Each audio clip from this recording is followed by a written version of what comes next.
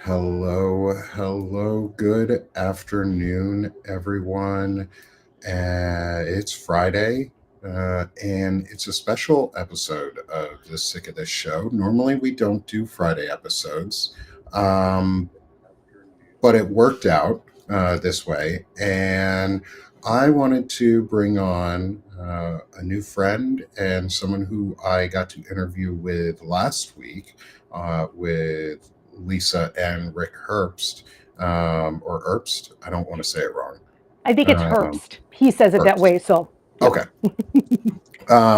And so, Lisa, welcome to the show. It is really good to have you on. I'd love for you to sort of introduce yourself to the audience. Then I really just want to ask about you, some of the things you're into. I know we talked last week about music, um, and um, some of our non-work related connections, like actual hobbies. Hmm. And I'd love to maybe talk a little bit about things that aren't political for a couple minutes here and there and take a break for a second. So, welcome and good afternoon. And do you mind introducing yourself for us? Of course. Thank you so much, Nick, for having me. I am so excited because I've been following you since you've been on Substack. My name is Lisa, everybody that doesn't know me. And I started on Substack in the summer around the time that you came on and started this network. And that has been my whole goal to connect with people, really, is my main focus. Uh, in terms of politics, I was never really political. It was always in the periphery for me. And it's interesting that you said we will have the music conversation. But to me, those intersect, music and politics, and I'll explain why. But we could also have trips down memory lane because it sounds like we bonded a little bit in our interview with Rick. It was awesome. I was like, oh my God, he's a metalhead like me. So, yeah, so that's Hmm. going to be fun. But in terms of what I'm doing here, I started like doing little videos here and there on YouTube and TikTok, and but Substack is where I've been spending a lot of my time recently, and I feel like I want to transfer everything over here and still do the other platforms because those are important too. But I like the integration of the platform where you could do the long form writing. You could even do like notes that kind of makes me think of Twitter, and then you have the Hmm. broadcast like this. You could even do your videos and make a post. I mean, it's like everything all in one. And I have been really enjoying that aspect and finding new people through these lives, like as you're going Yeah. in, because that is my whole goal, which I'm hoping I've had this vision of us being independent content creators connecting with independent media, like the bigger people, like say, like the people I follow, Midas Touch, David Pakman, Mhm. Adam Mockler, all these people. Yeah. They have really big platforms. But I feel like the more that we can connect, like we need to make an army, like how the right wing has been doing for decades, that we don't have that ecosystem. So I'm hoping that this will be the springboard for that. And we're like in the very beginning stages. Now, in terms of long form writing, I haven't been now this weekend in particular. I'm like, okay, I have to buckle down and I have to because I've been kind of scattered between work, because I have a full time job and responsibilities and things. These lives are awesome because they're scheduled, and I come on here doing the thing. It's great. And Rick and I have one every day at 6:30, and on Fridays, no, it's Saturdays. We do in the afternoon. Yeah. This evening, though, Rick and I won't be. I'll be solo, and when I do the solo lives, I call them my mini lives because they're a little shorter. And so I'll do one. I'll send the invites pretty soon for that. But sometimes life happens. Things come up, and we have to kind of be adaptable. But in terms of long form writing, this afternoon I want to write about my in terms of music. My political awareness began when I was a teenager. Even though I didn't completely delve into politics at that time, it was Hmm. introduced to me through metal and punk music. That makes sense. And yes, and I remember not because we talked about when you were on the show with Rick and we talked about the erosion in civics, of civics knowledge. And when I grew up, I was in high school in the 90s. So I'm Gen X. I was born in 1975, and I'm like one of the younger Xers. I call myself. Um, so at that point, the punk scene had already, been initiated like in the 70s and the 80s and the 90s. It was still there, but it was different. Then Green Day came out. It was like started becoming Yeah. like a different incarnation. But the Sex Pistols and from the 70s, like that type of working class ethos came from then. And then the hardcore movement, like Minor Threat, like bands like that. I love Minor Threat. Um, Henry Rollins, even, that was response to the Reagan era. That's why where the hardcore music came from. So I, as a teenager, for whatever reason, those sensibilities, I completely like it. It resonated with me so much. And Hmm. I was 15, 16 years old. I was a child. There was something in it, even though I didn't know what I know now, that was my truth. Like from like I really connected with it. One band in particular was Bad Religion. I don't know if you know them. I know Bad Religion. Yeah. Yeah. So I'm a lyrics person. That's another thing too, is because now I'm in bands. I've done progressive metal. I'm in a cover metal band now, and I also do music with a friend of mine that was in my first band with me, but we're still friends, and we do like hired gigs and stuff. And that's all fun. Hmm. But in terms of music, I love the music itself, like the sound. And in the 90s, we had a lot of angst. And there was a reason Yeah. for that, because that was the breakdown of our society. That was, post Reagan. And that was, even though we couldn't maybe articulate it, we knew something was wrong as kids, and just in general, just society in general. So I feel like that's where the cynicism of Gen X comes from, the apathy and the angst, because it was kind of like everything's falling apart and nobody's doing anything, and the capitalism is out of control, just all these things happening at once. So I have always been a lyrics person, even though I was into the music. But Greg Graffin, I feel like, and he's the leader of, well, not the leader, but the lead singer of Bad Religion. And Hmm. I feel he is one of the best lyricists in punk in my opinion anyway. And I attribute that to his education. He's a great writer, Yeah. and he is that whole band is very like learned. I mean, they all have degrees. That was like a major thing to them, it seems like, in their journey was academic. So Hmm. the whole band have degrees, but Greg Graffin in particular, I is paleontologist, geologist actually, and he has a PhD in zoology from Cornell, and then he also is a professor, and I think he still is a professor, and he's still the lead singer of this punk rock band. So that was my introduction. But what really did this to me in terms of really finding out politics and really getting into, like Rick likes to say, our faces pressed up against the glass of the news every single day, like how we are now. That happened to me in 2020. It wasn't even necessarily 2016. It was still in the periphery, like when Trump came in. I mean, I knew he was a disaster, but it wasn't until 2020 and the pandemic, when we were home and for months. And then I was really I mean, everything was falling apart, everything was chaotic, and that's when I really started paying attention. And I was like, Yeah. "Oh hell no!" And since then, I've been educating myself civically, because at the time before that, I'm one of those people that I say was civically ignorant. Really. Yeah, I knew some things, but I wasn't as well versed. Like Rick, I love partnering with Rick because he has so much knowledge. And that's what our shows. I love picking his brain on these things, and I love for him to explain that. So our point of our show, I feel like, is to share that information with our audience, and to be able to connect with other people that may not know that knowledge because of the erosion in civics. And then we talk about current events too. So Yeah. of course, I mean, how could you not these Yes. days? Yeah. I mean, everything these days basically Oh, ties into some sort of civic engagement being necessary. Um, exactly. And then one thing that and I will say, just really quickly, because it just came about, and I saw, because another thing that I do, And a lot of people think I'm crazy for doing it, but I am plugged into right-wing publications so I can see what articles these people get and what it is that they're getting in their echo chamber.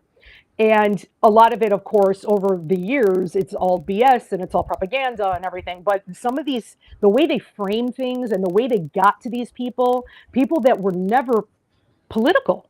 And that's one of the things that Trump did is he was able to reach people through these like emotional, manipulation tactics and stuff like that. So of course their media reflects that. And the latest one that I just looked at before we came on here was um, they are making fun of, apparently there's a meme going around saying grandpa was Antifa, and they're like, oh yeah, right, they're like making light of this whole thing about, because of course their whole thing is that they're not fascist, although we all know they are, and they all have Hmm. these fascistic we all know. Yeah, And I was like, well, my they're not grandpa hiding was, it. yes, I'm like, my grandpa was Antifa. Actually, both of my grandpas were Antifa. Yeah, mine And too. yeah, and one of them was in fascist Italy, which I found out because my family, I'm first generation here, born here.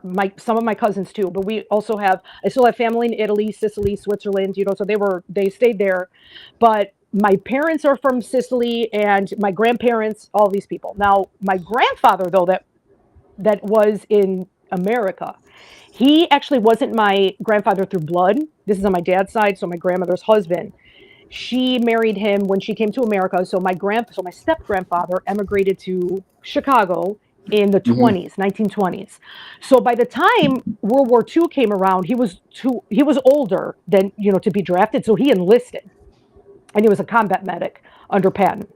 And I remember those stories. I wish that he was still alive now, because I know some of the things might have been kind of censored, even though Italians don't really censor things for the children. But I'm sure there were things that were more severe that I probably would have found out later. But yeah, he was Antifa. Like, are you kidding me? And then my blood related grandfather, which I just found this out not that long ago, apparently, because my two aunts that are older remember they were little girls when Mussolini was in power.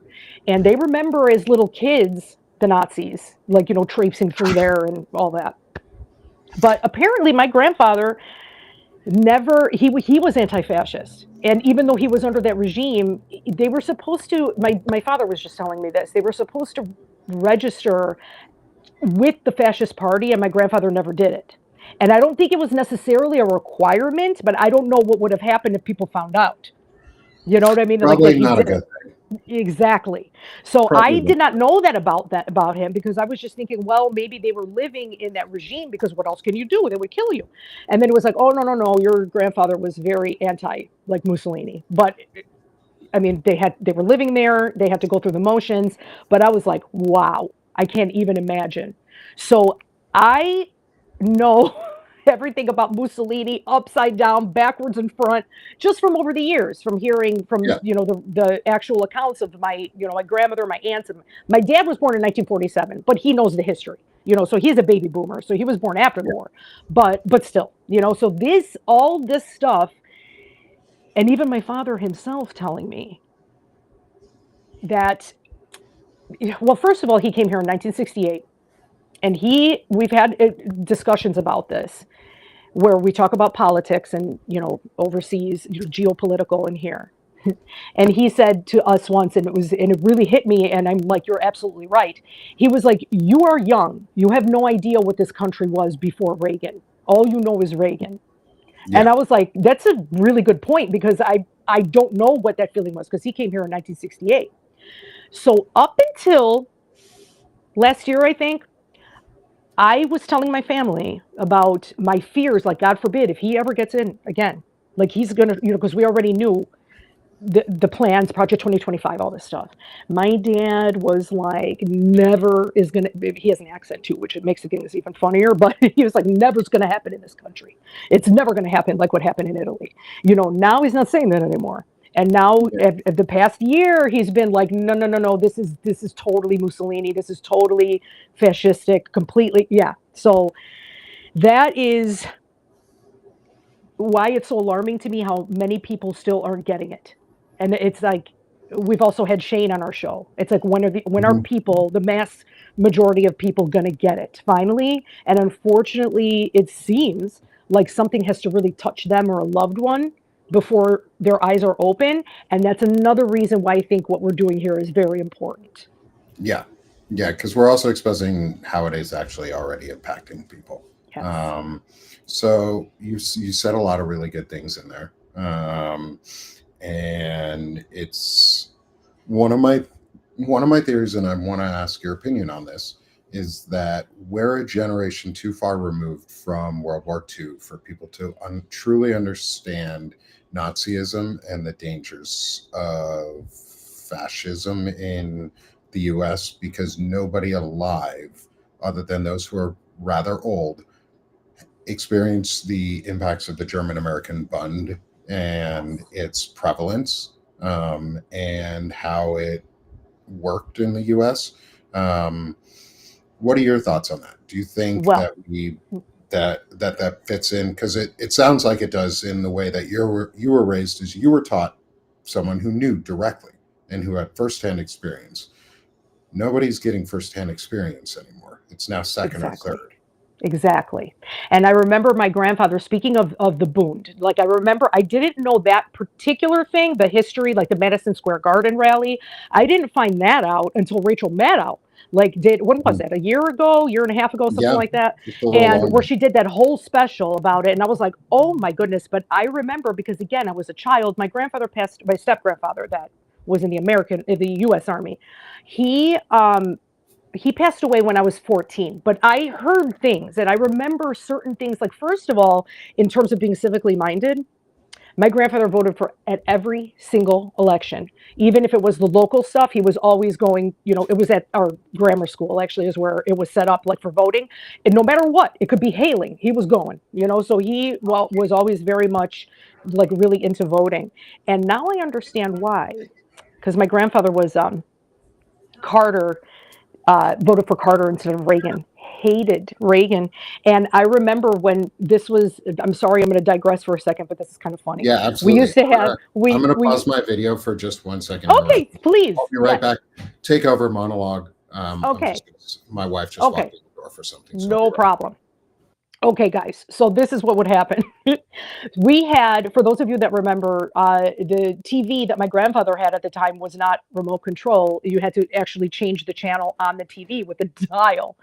So, and the same thing with the on and off switch. And whenever Reagan ended up coming for a presidential address or like breaking news, or like they would cut transmission to whatever it was that we were watching, he would come up, and I swear to God, it wouldn't like not even 2 seconds would elapse, and he would, and again, he had an accent, and he would get up and would be like, "Son of a bitch," and he would like slam it shut and like forcefully like shut the TV off. He hated Reagan, and one other really funny thing about Jimmy Carter, which is my grandmother, who's from Italy, used to call him Pinuzzo because of the peanut farm.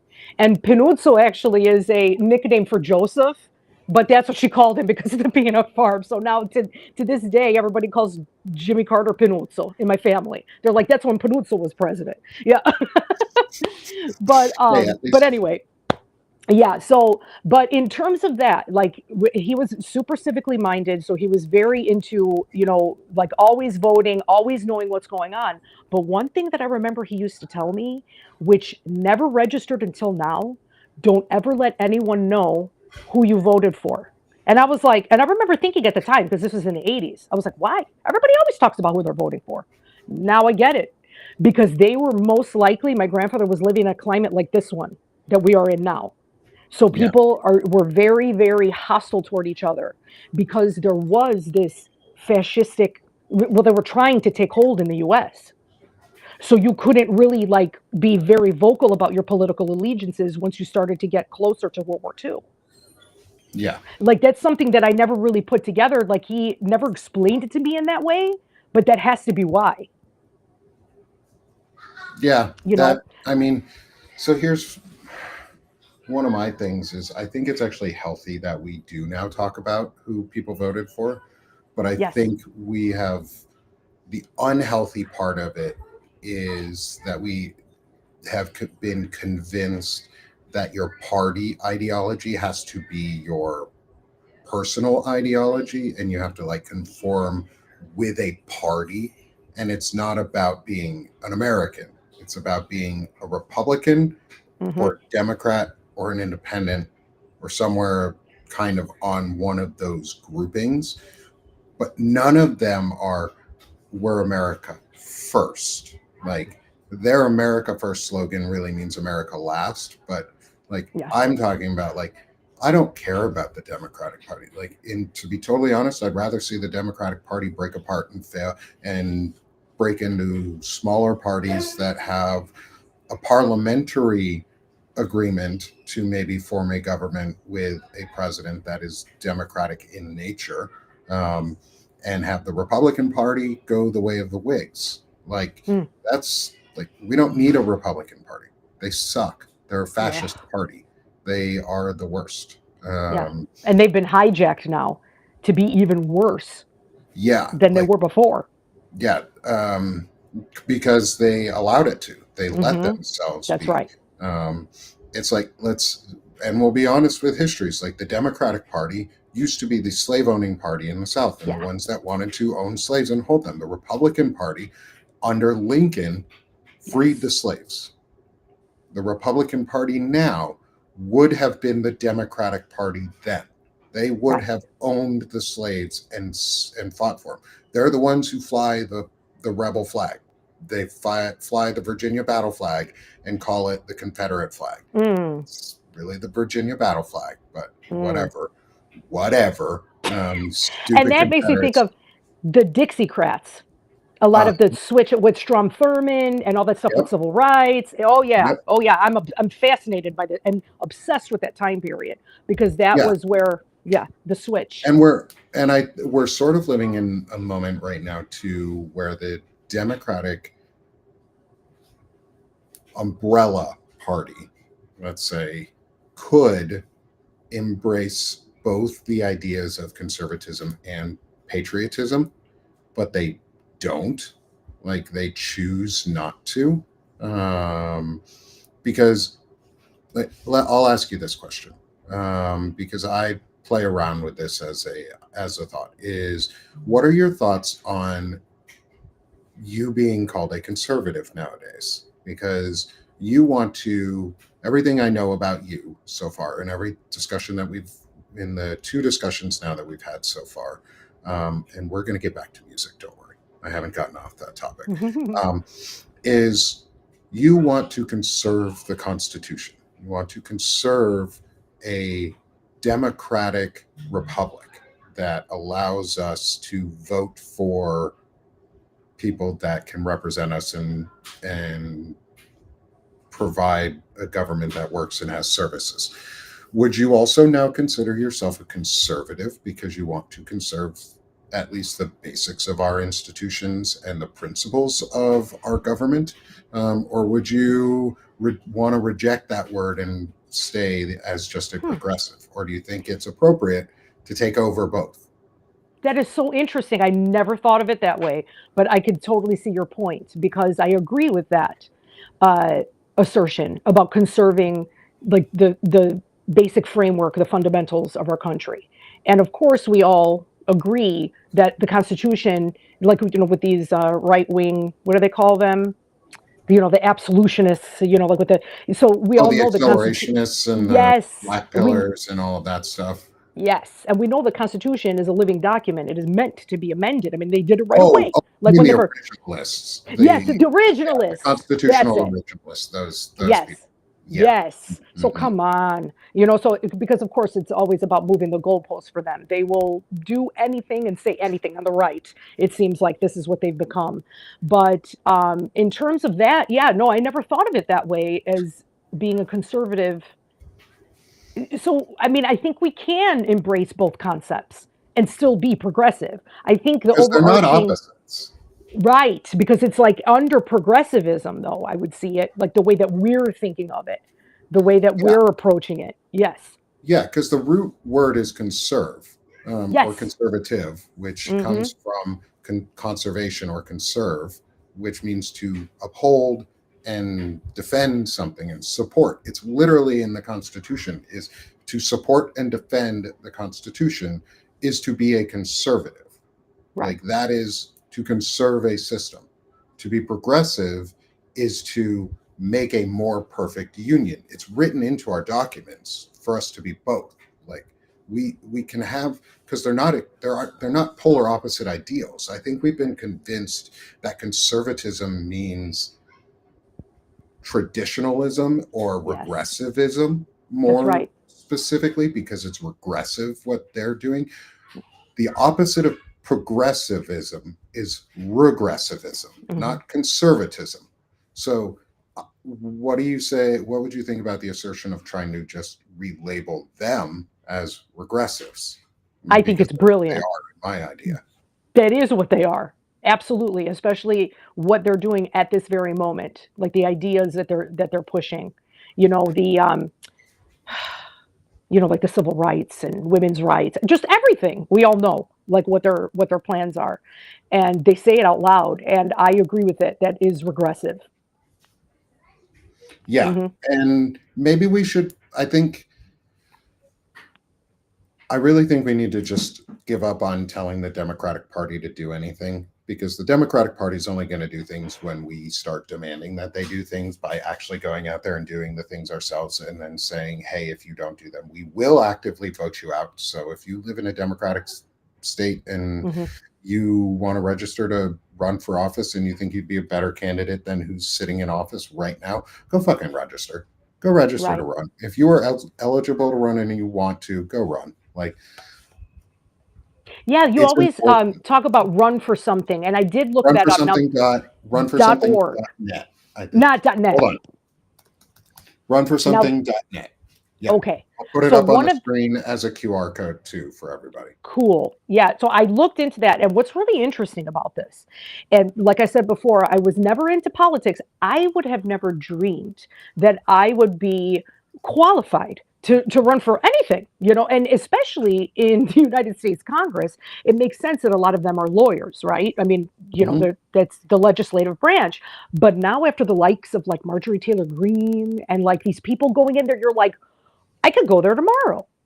You know what I Yeah. mean? Like, that's Like what I'm I more feel like. qualified than Yes. half the people there. And I mean, I have two college degrees. I Right. feel like I'd be qualified to go, but I'm not running for Congress. Right. One, I'm just putting that out there on this platform. I am not running for Congress using this position or this platform to springboard myself because Same. Yeah. I'm not. Hmm. I'm building a media center for people because that's what I'm good at. I'm good at connecting people. I've Yeah. found that I really enjoy and good at connecting people, and it's fun to do, and I get to do it a lot. Yeah. That's Um, what I love about your network, because it is a network. yes, It's like the Banner and Midas Touch Backbone is a network. network. Hmm. Banner and Backbone Media, and it is a media network that we're putting together. We have a couple shows, permanent shows on the network already. We do a Palin Talk, which is Shane Urick and I every Monday at 1 p.m. Eastern. And Wednesdays, we try and pretty much do every Wednesday. Ellie Leonard and I do a show Yes, I called love that Powerful one too. Voices, Hmm. which uplifts powerful voices of people who are either survivors of abuse of some sort or survivors in general. And we want to highlight people and their experiences and show the truth. And right now, the heaviest focus is on the Epstein and files and the sex trafficking and the disgusting pedophilia and all of that has expanded really, really rapidly. We've had some great folks on, like Zev Shalev has come on twice with us to discuss. So that's growing. And then we do an anti-fascist book club every Friday. And today we had Tara Devlin and Chris Goldsmith, who started the book club and helped found all of that with Veterans Fighting Fascism. That's one of his two nonprofits, and Task Force Butler.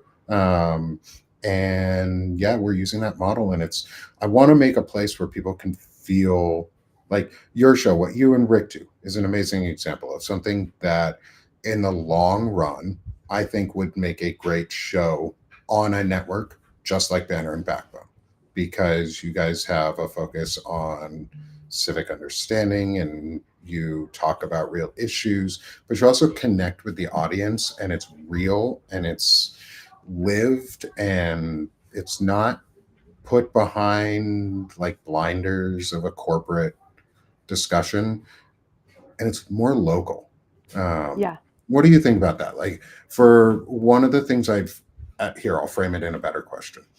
One of the things I've noticed is we have a new umbrella forming of media networks. We have a national to international network, which is Midas Touch. It's a Yes. big umbrella over a lot of progressive. That includes next to it David Pakman, Hmm. Brian Tyler Cohen, folks like that. Hmm. Um, Underneath of that, you have like the Find Out podcast, who is working on some really cool stuff that I'm so excited to hear about in the near future, and they're growing rapidly. You have Valor Media Network, you have Lincoln Square, Yes, I um, love those two. those style groups, and then underneath of them are us. We're the local folks. We're the local reporters. What do you think of that? Like us building more of a local, almost replacement for an NPR or PBS style, because those are even sort of going the way of the dinosaur with platforming folks like Caroline Levitt. Um, I think that is brilliant because that is absolutely true. And this is part of the reason, like the way that you framed it with Midas Touch, because I thought of them that way too, as this large umbrella network.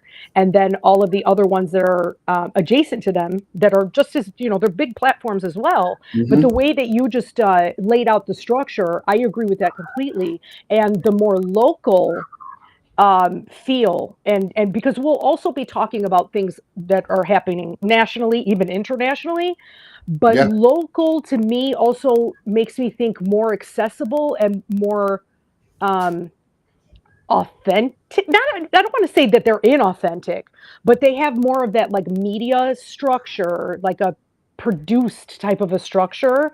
And we have kind of like we're sitting around like having, coffee, like, type of a thing where we're like inviting them into our sphere and they are inviting us into theirs and we could all speak with each other. Sometimes these really large networks can't really speak to their audience the way that yeah, we can, yeah, which yeah. I I think think is that extremely important. no, I think that's a great point, especially at the end, is how we speak with the audience. Still, like I get it that some of the places as you get bigger, it's harder to stay Hmm. connected with your audience, but we're not that point yet, Right. and everyone here with us right now are the core audience. Like you are the core audience that come back every single show. Basically, I see names here pretty much every single time I'm on live. I see an incredible group of people that's growing and growing, and it really sometimes it baffles my mind that people want to listen to me talk, and come back and want to hear more of me each time.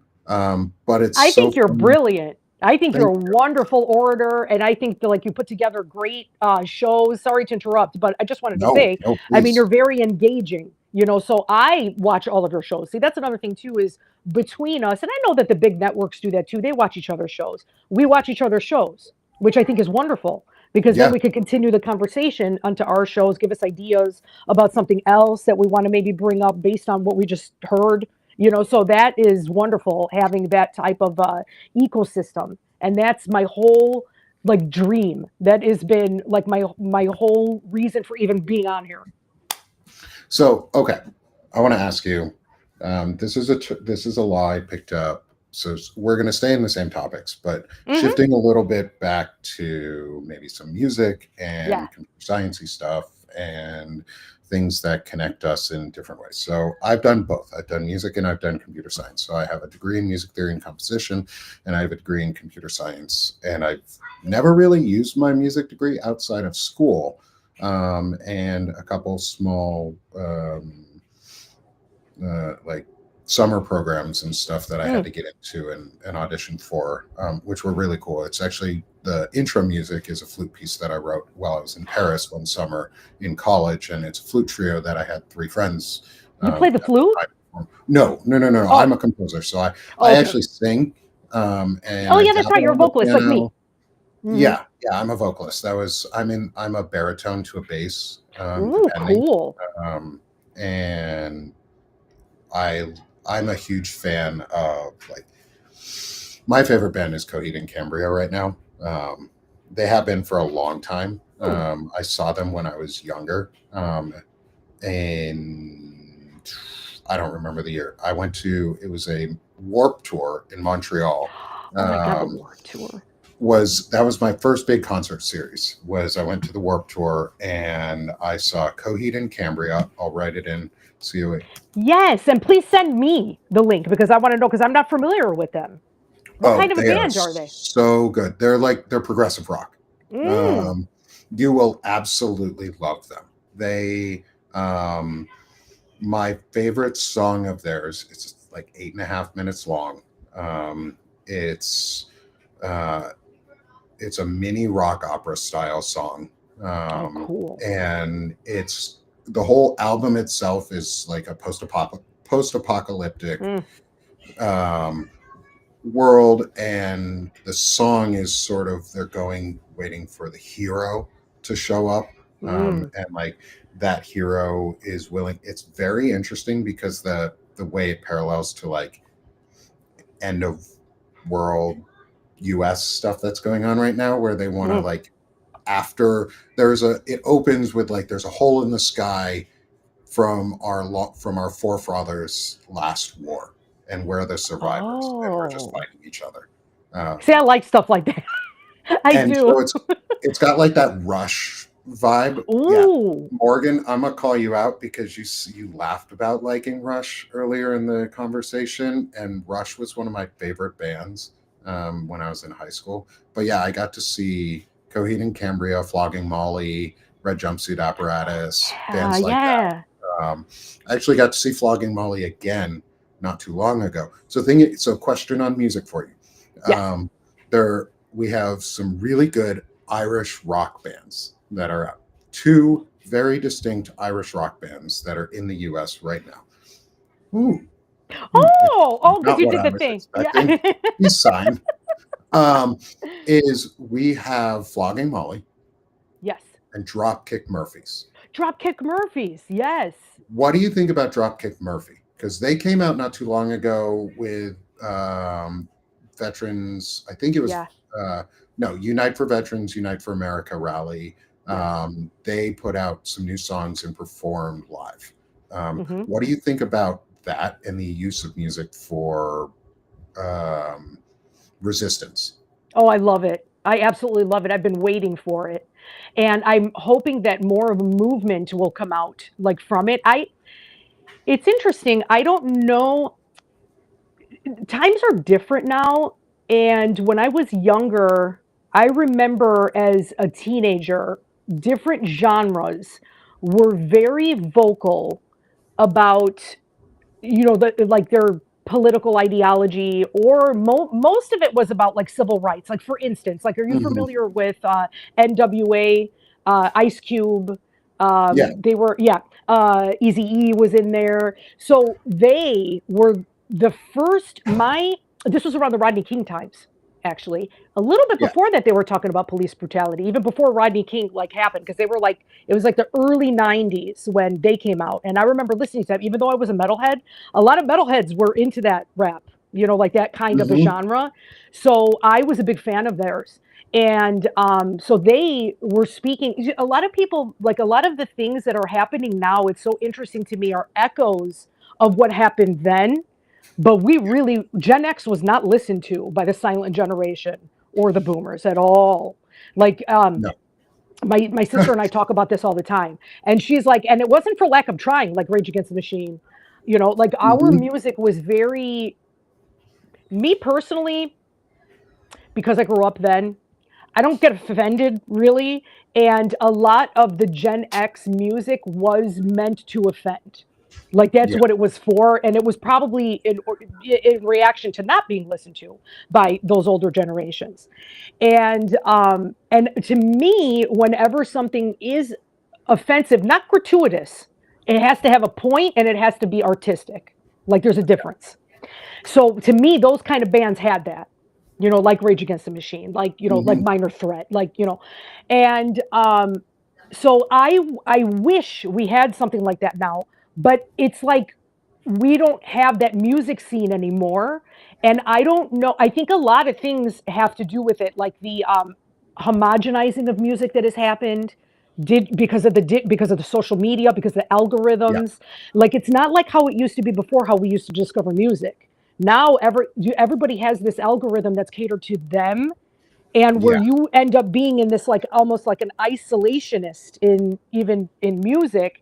It's just a sad state of affairs, I find it, just because of how I grew up and how I discovered music and the artists that we had. Okay, like for instance, Sinead O'Connor, like when she ripped up the picture of the Pope, that's famous, right, at SNL. Those are the artists that I remember, and they were controversial, and they did not care. They did not care.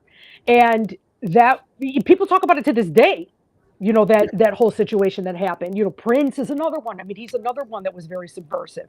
Madonna was even subversive. People don't really remember, but growing up, I mean, sexually, also a lot of gay rights stuff was happening. That Hmm. all of that stuff happened throughout me growing up, and it was very hostile. Yeah, um you know what I'm saying? So yeah, I'm hoping, I don't know, but I wish that there were more like Dropkick Murphy, because they're really out there doing that kind of vibe, like really. yeah, And I keep asking myself, like, where is Rage Against the Machine? Where are you guys? We need you right now. Like, where yeah. have you Like been? what I we see Green Day's out there. Green Day's Green hanging out. Day. Yes, They're they they're are. another one that's always been super political, fun Always. rock. Mm-hmm. Um, but like, where are all the bands that we grew up with that were against this? That Yes. even like heavy metal bands, a lot of them I'm hearing are not as progressive as they made themselves out to be. Um, Mm. and Metallica. yeah, Metallica was another band to me that I was even younger than when I started getting into punk. I was like 11 or 12. And again, I thought James Hetfield was, and I think Lars may have written some, but I thought most of the lyrics were James Hetfield. And I think old Metallica lyrics are brilliant, brilliant. And they're so, like, he was a great writer. After the Black Album, probably selling out, made themselves more commercial, dumbed themselves down, I feel, my opinion. So that's disheartening, because a lot of things in especially on Justice for All is a lot of the mhm, stuff that we're going through right now, like things that he talked about on that album. yeah. Like, we have major bands out that talk about some amazing things, like let's say Papa Roach. Papa Roach is a Mm. great example. They're a huge band, huge band. They are better than ever too.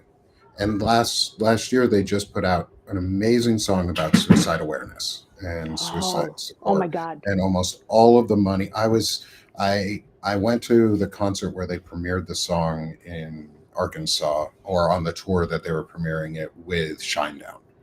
Mm. And like, it was Shinedown and then it was Papa Roach, and it was freaking amazing. And all of that money and support was going to people who needed it and for good things.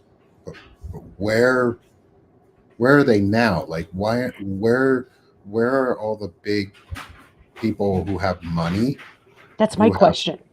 the power? Like, these bands, they might not be as wealthy as some of them may say they are, but some of these bands are really wealthy and have the finances that could push back and help us in ways, and Hmm. make things like, say, a permanent channel on Twitch or something like that, where it would be resistance music playing all the time, almost like a Oh, new MTV, but of such a just great resistance idea. music.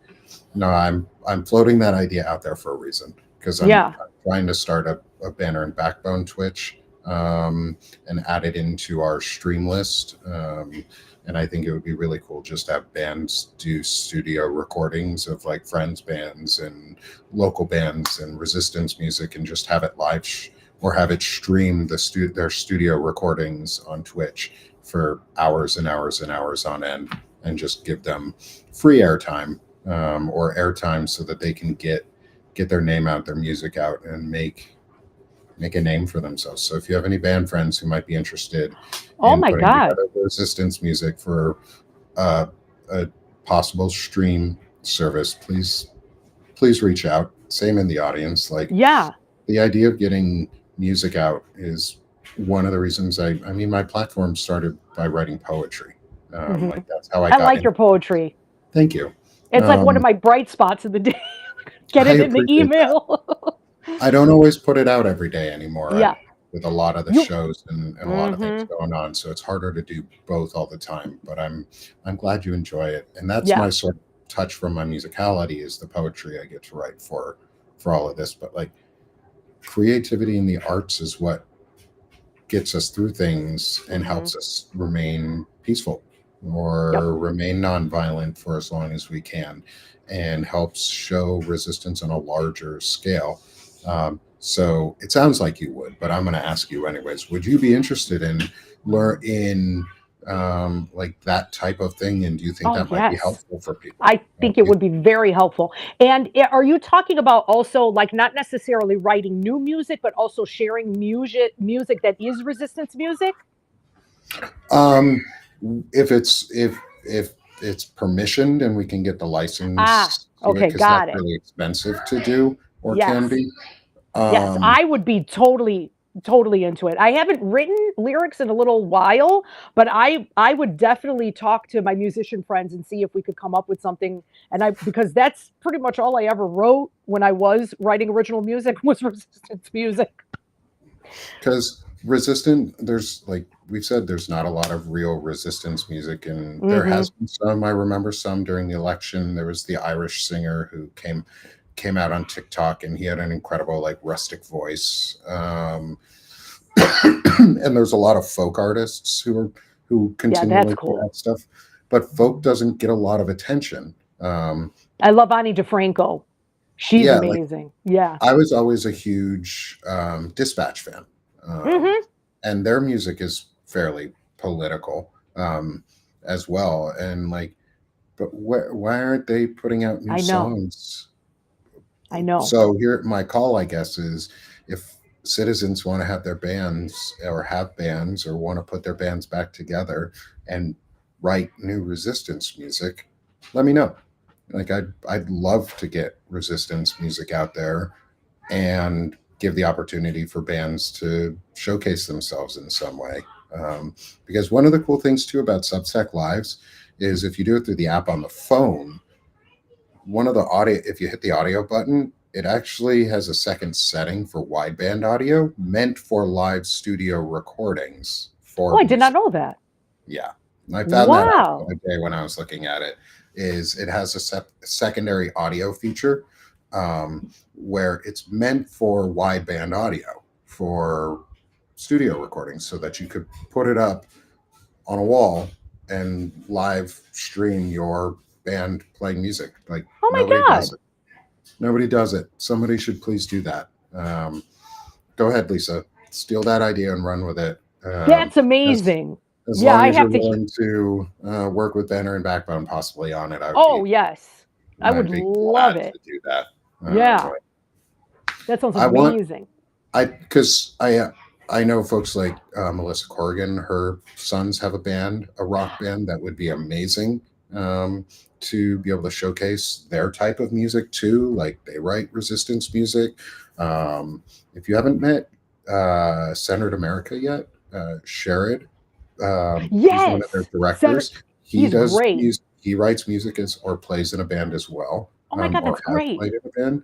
So there's a large music audience. Oh my So god, yeah, I love this. I did not I know guess that. I'm inviting you on the fly to help if you want.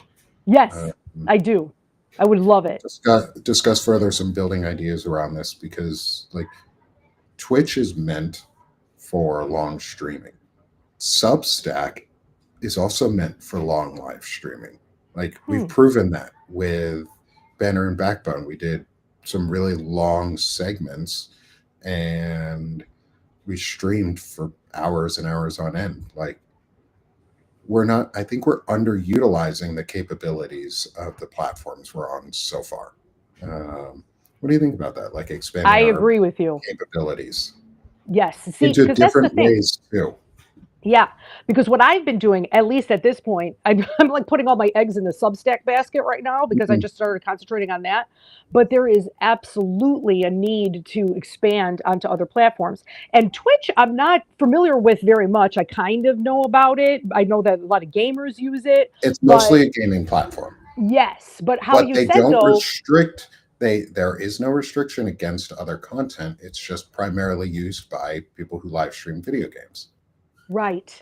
And it's longer form, like you said. Mhm, So it could go on and you could have that playing all day, right? Like it would mhm. just be like a continuous, like how you said, like MTV. Yeah, Oh, I think that's such a yeah. great idea. So then, of course, they're pre-recorded videos, and you will put them like in a stream, like Or live connect them recordings together, too, like or live live recordings. studio, because you could have it on, like, switch from Wow. one part of a broadcast to another, from pre-recorded to, okay, the band is now set up in their live studio and Oh, they want to do a couple live, like a quick live show for you, and we switch over broadcast from broadcast A to broadcast B, and now you're watching live version. um, wow. That I'm playing sounds like around with these ideas, yeah, and I'm hoping. I'm not a network producer yet, but there's a right. lot of like network production that I'm trying to build right now in this way. Um, so I think, like, having more support and people who are really interested in doing it, um, it would be amazing. Oh my God, So I'm I'm so glad interested. I've had you on today. Me too. I have one person in mind that I could talk to right now, but we would probably have to put together a rhythm section. So yeah, he's a guitarist. Mhm. Yeah, and I'm trying to follow along with the chat as we do this to everyone in Substack that's with us. Apologies for not following along too closely, y'all. Um, I wish I could is screenshot these comments. Yeah, I wish Substack would just save them for I know, us. right? It's part of it, but that's can't Yeah, have most things, I guess. I know. Um, so, but yeah, I love the fact that we've been able to open up this discussion around this, because I think it's really needed. Like, we need platforms that are fun, in places where people can have joy and Yeah, see and show that the projection that's going on of power is really just that, and we're actually still out here pushing forward. And I yes, think people need some hope. Um, so yeah, I definitely want to continue a conversation with you offline, around absolutely. a music I love platform. this This is cool. because it's still very relevant and still very civically minded because, like you Yep. said, it's resistance music. So, but at the same time, I mean, we love the expression through the arts. So, and it sounds like our audience. There's many people in our audience, in your audience, which I love, that that's the case. And then finding out Senator America, he also has a music background. This is amazing. I love Mhm. this. Yeah, and we can give the exposure that we've always wanted. Like, Yes, my yes, wife told me to go make friends a while ago, and so I'm making friends, yeah. just over the internet, with people that I'm now meeting, and never thought I would get introduced to, or never would have been introduced to Correct. otherwise. Um, and that's the power of what Substack is offering us so far. So I think Yeah. that's awesome.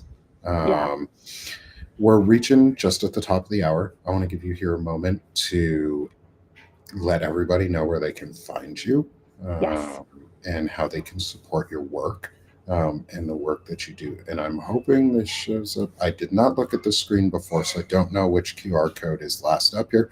Okay, perfect. It's from my show. Is Lisa? I'm gonna Yes. put up your QR code. Oh, Can you thank you. tell? Can you tell people how they can support your work, what your work is, what you do, and um, Yes. any closing thoughts you might have on today? Okay. So, as you could see on my publication, I named it "We Are the Third Estate," and we talked about this. Well, Rick and I talked about this, and I also have an essay you could find on my publication where I compared what happened during the French Revolution, because that is really, really gets me going, that whole situation that happened. So just very briefly, the third estate was the division in like social classes, and the third estate were the ones at the bottom. So that represents like 90% of the population. And at the time in medieval France, the clergy and the monarchy was the first and the second estate. The clergy was on top of the monarchy because they were even stronger. But what really is relevant to me is what happened leading up to the French Revolution, where the third estate gained prominence because they were like, hey, man, we're most of the population here and we need to have a voice. So the third estate was a pamphlet that started to be disseminated into the public, and that is where the French resistance started to form. And I think of platforms like this, like Substack, as like that pamphlet. I mean, they had it was like snail mail, like back then, but we have the digital version. So that's how I think of it as. So the third estate is all of us. And I even put white collar people into that. Like, it's not only blue collar working class people, it's anyone under, the elite top 10%. And we have more in common with each other than we realize, because what they keep trying to do is subdivide us so we could keep fighting each other and not direct our ire at them, which is where it belongs. So we have this misplaced anger at each other and at things that aren't really the issue. So that's my main focus on my platform, and those are the types of things that I want to start writing about. I already have, like I was talking about, the one that I'm working on right now that'll probably either be published this afternoon or tomorrow, about the erosion of civics, my experience with being awakened to my political ideology through music as a teenager and growing up. And then also, I'm going to write a piece on Orwell, who is like George Orwell, which is one of my heroes, because that man was an absolute genius. And so that will be coming up soon as well. And then also my ties to fascist Italy, because of how I grew up and the history and how it parallels to now and what we could learn from it, because you made a great point of how many people are more far removed at this stage from the people that actually went through it years ago, decades ago. They went through having to fight for freedom and keep fascism, or to break fascism. So yes. And then Rick and I also have a show, and that's Rick Herbst, and he is Adverse Action Daily is his publication, and he writes an article pretty much every single day. He's definitely very current events and news and headlines, and he goes through all of that. Our show touches on that, and we do that every day. It's 6:30 Central, 7:30 p.m. Eastern, and we also talk about different topics of civics and we also try to keep it, I don't want to say, because we're not into like hopium for hopium's sake, but we also want to keep it to where we could come up with solutions for things, like kind of, like we were talking about No Kings yesterday, and then Rick went through very valid things about, if you're going to a protest tomorrow, like how you could protect yourself and all of these things. Very, very important because of the craziness going on right now with surveillance and whatnot. So, so in a nutshell, that's me. I love it. I think that's awesome. Thank you, Lisa. Thank you so much, Nick. Giving all that great info for us too, and telling us where we can find you and support you and Rick, because supporting both of you helps, because the more you guys can both build up, the more that show keeps growing. Exactly. And I love what you guys do. It's fun to watch. And thank you for having me last week. Yes, I hope we could do more. Oh, absolutely. Anytime that you want, I'm happy to try and come back. And I'll give one more QR code here real quick. Is everyone nice. Come support my work too, folks. I know most of y'all who are here are my subscribers already. Free and paid subscribers are really appreciated. I'm running a 50% off sale until the end of the day, Saturday. Flash sale to get past 150 paid subscribers. So please come support me on Substack on our way to 200. paid subscribers, and we're almost at 5,000 free subscribers. So please come join us on the Sick of This Shit publications as we continue to grow and rocket forward and build new shows. And I look forward to having some more conversations with you, Lisa. I will definitely be inviting you back. This was a lot of fun, and I love getting to talk about music and different things and what's going on. And to everyone in the audience, thank you so much for joining on a Friday afternoon for an unexpected Sick of This Show or a special Sick of This Show. And I think we answered the question of, are we the third estate? I think we are. Yes, we are. And with And tomorrow, it's time to rise. And it's time to rise. And funny you say rise. It's a slogan I put together for Rise, is restoring integrity, service, and ethics in the American ethos. I love that. And I think we need to do that. And that starts tomorrow, or continues, not starts, continues tomorrow as we build on this movement. And No Kings is a huge one. So go out.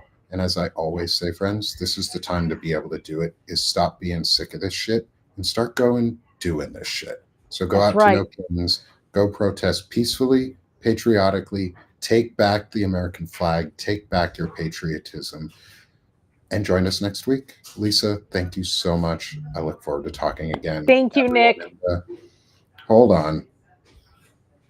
And thank you to everyone who tuned in. And if you, thank you very much. If anyone has subscribed, I look forward to talking with you and hearing about what you think about my upcoming essays and shows. Yes, absolutely. And I'm trying to look into the chat. Okay. I'm not sure. Before we go, someone said, please check the chat. I don't know. Rick does like a screenshot of it, but I don't know exactly how he does it. I'm not sure. Yeah. Well, you can actually just copy it and okay. Like scroll all the way back to the top. So I'm going to copy it. I want to make sure that I can look back and see if there's anything. There was a little bit of spamming from some people, or at least one person. Please, let's stop spamming about Trump. We know he's a pedophile. We all hate him. Yeah. But there's better things we can talk about. Yes, Preston Cole Johnson. We know, you've said it like 50 times that he's gross. We get it. You don't have to keep spamming with dude. Please don't. Like, what the rest of us have a great show. Okay. I just saw actually Morgan made a comment as I was scrolling. I'm still a Soul Train kid. That made me smile. Remember the Soul Train? Mm-hmm. Oh man, I'm a little young for Soul Train. Yeah, but I'm sure you know about it. Yes. Yeah. Oh my God, what memories. Mm-hmm. So, but with that, everyone, please have a safe but patriotic weekend. Go out and be proud of your patriotism. Go show yourself. Make your voices heard. Show that we are growing and sustaining this movement. That's right. And Lisa, again, thank you so much. Thank you, everyone. Thank you, Nick. And we'll see y'all again. So, as like I say at the end of every show, and I'll finish it out this way, is let's stop being sick of this shit. Let's start doing this shit. Thanks, y'all.